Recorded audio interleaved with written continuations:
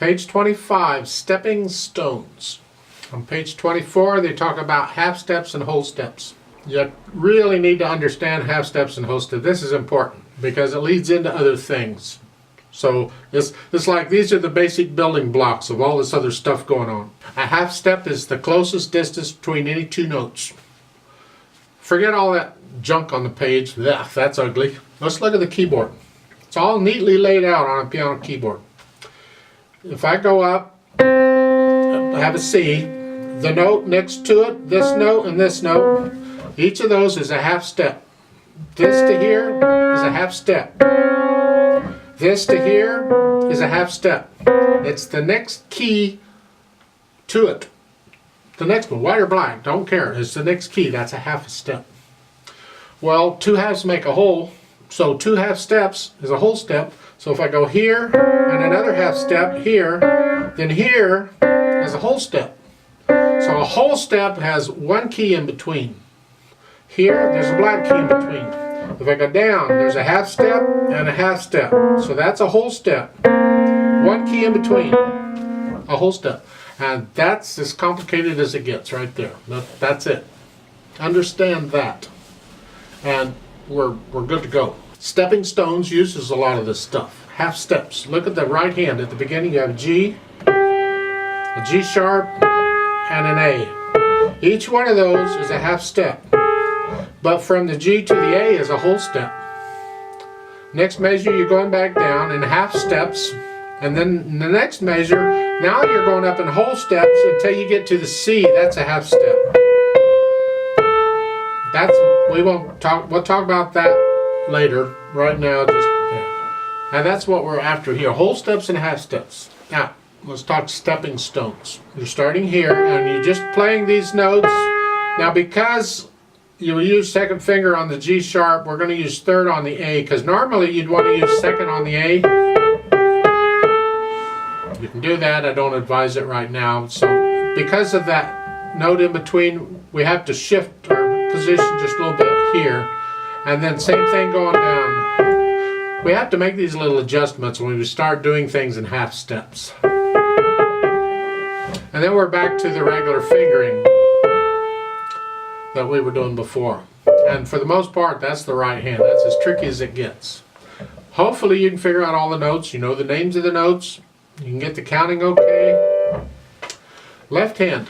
Notice the bottom staff's in treble clef. We're here. 2-4 on a C and an E, playing both notes at the same time. Just lower the hand. It's like playing one note, you lower the hand, except now there's two. Try and get them down at the same time. I'm not very good at it, but you try it. And then thumb on the F. Second line, it's an E and then a here. And then we have the bottom note on that. This is the third measure of the second line. The bottom note, that's a B. It's right under middle C.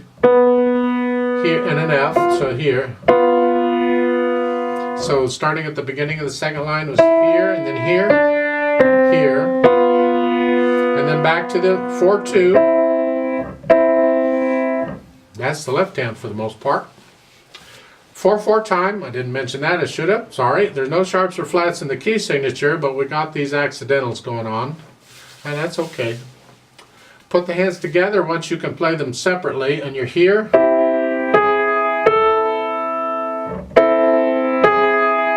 Now notice the G sharp in the first measure, that sharp is only good for that measure. Remember the rule, it's only good for that measure. Once I go into the next measure, it cancels out. So that G in the next measure, that is a natural. However, you have an A flat, and that's good only for that measure. So the A in the next measure, that's a natural, automatic, so it's there.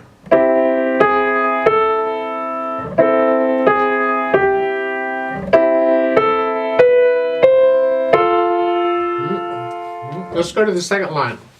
Second measure, you're here. Doesn't that sound wonderful? Okay, and then you go on. And in case you're wondering, that whole note, that ends a phrase, by the way. You can lift up the right hand to take a breath, but play the left hand legato if you can. Here, type thing. And that's pretty much it. Now, in addition to the phrasing here that I told you, the whole note in the second line ends a phrase, lift up. Well, there could be other phrases in here too. Look at the first line.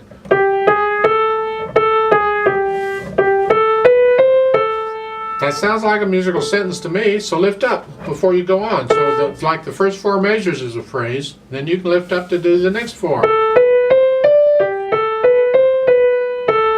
That's another phrase, lift up. Another phrase right there, lift up. So you got phrases like every 4 measures in this piece is a phrase. Doesn't always work out that way, but it did in this piece. If you want to lift up the right hand form, that's fine. You learn the notes and the fingering and those rhythm, all that first, and then you can go back and add the dynamics. They have an MP at the beginning. Moderately soft. You have to decide what that is, and that's the melody. That's the right hand here, so keep the left hand soft. Then you see that arrow in the 3rd measure? That means get louder. It's a crescendo mark. You gradually, they don't say how much louder to get. So I'm going to suggest you go up to a medium loud. You just get a little bit louder. So you have to decide where you are, medium soft. And the whole note in the next measure, that's going to be medium loud. You have to decide how loud that is from here to here. And then you take these other notes to get there. Don't get medium loud to the whole note, so plan that out. It takes time. And then stay there. The left hand stays soft. So if you have to, you practice these dynamics with the melody only and leave the other stuff out of it until you get a handle on it, and then you can go back and put it on. And then medium loud. And then the whole note, now you're loud. Then you medium soft again. Remember, it's a phrase I lift up. And then you have that crescendo in the last line to go up to medium loud. And stay there. Then you have that arrow going the other way. This means get softer. So here, go back down to soft. Or medium soft. Plan it out. Each one is just a little bit soft. Just a little bit softer. Keep the left hand soft. So you work that out. And once you have all that worked out, then you're pretty much going to learn. There's more we can do to it, but I'll wait for other videos to talk about that stuff. I would like to play it with you slowly. I'm not doing dynamics, remember. I'm just checking notes and rhythms. So go ahead and put your hands where they go, and I'll give us 4 counts, and we'll play it together. 1, 2, ready, go. 2, 3, 4. 2, 3, 4.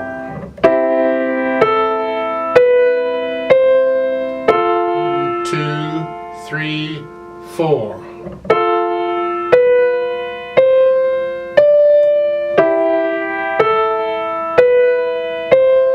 1, 2, 4.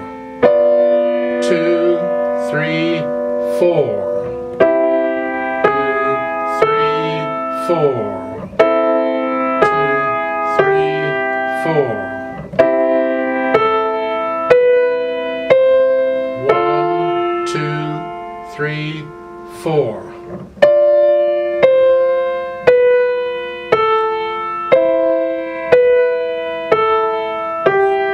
1, 2, 3, 4. 1, 2, 3, 4. Off.